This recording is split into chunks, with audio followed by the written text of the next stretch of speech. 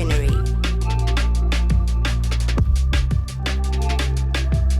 the podcast exploring how we understand and live urban spaces. Imagine this. You buy a brand new apartment in Milan. The website said urban regeneration. The rendering has trees on balconies. You signed, you waited, and waited. But the building never finished. The permit still being debated. In 2024, Italy introduced a controversial bill with a dramatic name, Salva Milano, Save Milan. Promoted to unlock the city's stalled development, it quickly became a flashpoint in national debate. Approved by the Chamber of Deputies on November 21st, with 172 votes in favor and 41 against, the bill was then sent to the Senate for final approval. Far from creating new homes or protecting residents, Salva Milano aimed to resolve legal disputes between Milan's city government and prosecutors, specifically over building heights, volumes, and urban planning rules. It offered a new interpretation of Italy's 1942 planning law, allowing over 150 construction sites to move forward using simplified procedures like the SCIA, bypassing more complex approval processes. Supporters called it a necessary fix to bureaucratic gridlock. Critics saw something else: legal shortcuts, planning loopholes, and a dangerous precedent for cities across Italy. We are Giulia, Michael, and Loiu, two international urban planning students and a PhD researcher at the Politecnico di Milano, and you are listening to the third episode of Living the Divide. Save the city or sell it off. In the first two episodes, we explored housing from the ground up, looking closely at life inside Milan's public housing. But now we are zooming out, because sometimes what reshape a city is not a master plan, it's a single law.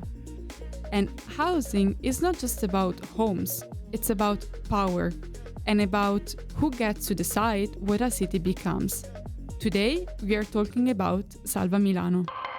In May 2024, a construction site on Via Lepontina, squeezed between two apartment buildings, was shut down by Milan's prosecutor. Why?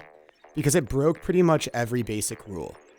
They underpaid the urban contributions, those fees meant to fund schools, sewers, parks.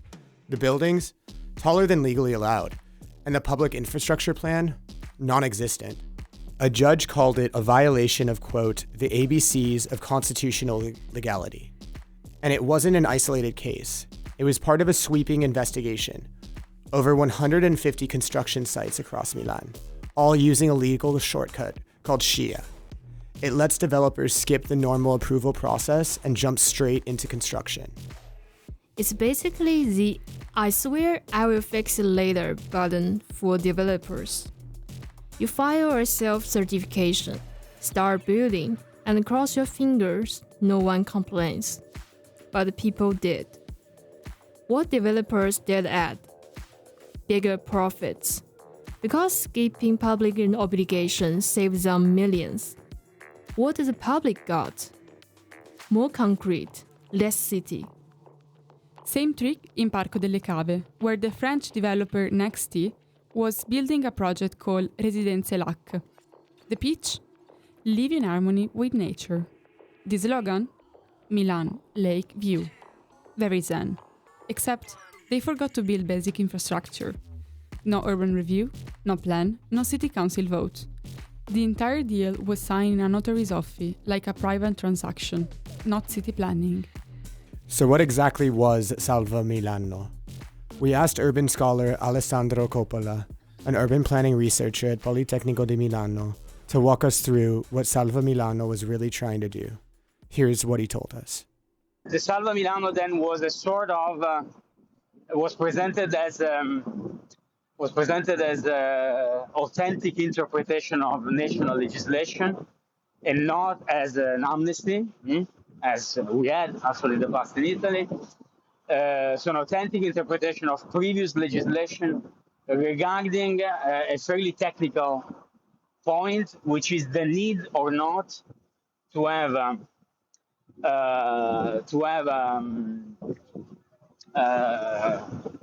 plan be adopted if you build more than if you build more than 25 meters in height. Okay, that is something that goes back to previous national legislation that the city of Milan and its administration assumed not to be in place anymore, and this allowed the city to let developers build also very substantial volumes that sometimes exceeded also the 25 meters height without an actual plan being adopted by the city government, but by a more let's say private arrangement, which is essentially developers presenting a project in front of a private professional and having the city to agree without passing through certain institutional mechanisms. And this allowed these developers also to have discounts on development fees that allowed them to have significant extra profits in these kind of developments, and the city to collect less development fees for this kind of developments. So, in short, it was framed as a clarification. In theory, this was about efficiency. In practice, it became a blueprint for bipartisan democratic planning, and the public was left out. According to national law, any building taller than 25 meters must include a detailed plan for public service. Schools, roads, parks, that step skipped. In Milan, if your land is zoned for public use, you cannot build on it. But you can sell your building rights to someone else. Developers then collect these rights, like trading cards, and stake them up to build taller than zoning usually allows. In a city where the housing system is already fragile, this kind of shortcuts hit hard. So after talking to Coppola, one thing became clear. Salva Milano wasn't just a legal workaround. It was a political statement. It told us what mattered most in Milan's urban policy: speed, faster approvals, faster construction, faster returns. Even if that meant skipping community input, skipping long-term planning, skipping the whole idea of public interest. By validating Milan's fast-track methods, the law made it clear. Urban regeneration didn't need to be urban. It just needed to happen, quickly. And what Coppola argues is exactly how neoliberal urbanism works. It reframes development as a technical issue, strips out the messy politics, and treats the city like a series of assets to be upgraded. In that frame, planning is not about vision, it's about clearance. But public institutions don't guide development, they get out of the way. And what used to be collective decision becomes a private deal, signed quietly in a notary's office. It's not about shaping a city together, it's about moving capital through space, with as little friction as possible. And now, Salva Milano is on hold. After months of controversy, media backlash, and a growing public outcry, the city pulled the brakes. On paper, that sounds like a win. But on the ground, the fallout is still unfolding. Construction sites across the city have ground to a halt. Not just the speculative towers or luxury flats, but regular buildings too. Projects that were halfway done now sit in legal limbo. Behind each site is a web of people. Families who invest their life saving into a home. Architects and engineering who spend years navigating a complex system. Contractors and workers who now face delay, debt, or day offs. Real people pay the price. Investors are pulling back. Professional association warns of an exodus. Talented engineering and planners are leaving for cities where the rules are clear and the system more stable. So, yes, Salva Milano was stopped. But the confusion it created has not gone away, And for now, the tension remains unsolved. While officials defended Salva Milano as pragmatic, many residents felt betrayed. But while headlines faded, the city's emotions didn't. Artists began to respond in sketches, satire, and street posters. One of them is Hurricane, Ivan Manupelli, a comic artist from Milan's periphery, who started turning the city's policies into satire. Allora, I succhiasuolo sono un particolare tipo. So, the lens-suckers are a particular kind, a particular species of vampires that feed on public goods. Everything public gets sucked by the lens-suckers, privatized and then drained. Appunto, in tutto ciò, per garantire la loro proliferazione, hanno bisogno di famigli. Like all legal entities, in order to thrive, they need minions. Humans who don't have the same demonic powers but are completely subservient. And so they found in the city council, in some of the members, like the mayor, the perfect minions. That's basically the essence of the lens-suckers story. One of the things that lens-suckers do is replace citizenry. At the beginning of the story, there's this old lady, furious about construction sites, Mrs. Volsecki, who gets wiped out by sudden building collapse. A building that just pops up out of nowhere and falls on her. But then, a few days later, she reappears, all grayed out, obsessed with operatives, Instagramming every moment. In reality, she's a regenerated clone of herself. In his comic Milan Horror Story, Hurricane draws this transformation, not as a progress, but as a horror scene. But Milan residents responded, not with headlines, but with DMs, street posters, and even rap songs.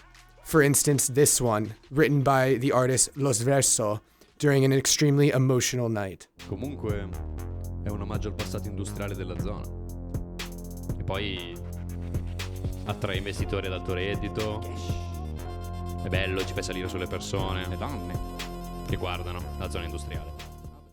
So maybe this is not just about housing, because in a city that keeps telling you are the problem, that you need to perform harder, earn more, rent higher, people are desperate to hear, no, it's not just you, it's the system. It's about how people experience a city, where your neighborhood turns into a construction site, when your rent doubles, when the library, the pool, the bookstore all disappear. The city stops being a place you live in and starts feeling like a product you can afford. Because housing policy doesn't just move bricks, it moves people. It redraws who feels welcome and who slowly disappears. So maybe, in the end, this wasn't just a battle over one law. It was a battle over imagination, about who gets to dream the city, and who gets written out of the story. Thanks for listening to this episode of Urbanary. If you've ever felt confused, frustrated, or just plain tired of what's happening in your city, you're not alone. We hope this conversation helped name some of those feelings and opened up new ways to think, question, and maybe even imagine something better. The episodes in the Living the Divide series were written by Jean Loyu and Michael Modry, with the collaboration of Giulio Aldani and Stella De Luca. We thank everyone who contributed to the project, especially the interviewees, including those whose voices were not included in the final cut, namely Alessandro Coppola, Francesca Cognetti, Raffaella Saporito, Hurricane, Ivan Manupelli, Josephine Keats. Social media graphics were created by Arianna Bellantuono and Lucia Ratti, and post-production was handled by Alessandro Zito and Luciano Oliva. Urbanary is produced in collaboration with Polyradio and the Department of Architecture and Urban Studies at Politecnico di Milano.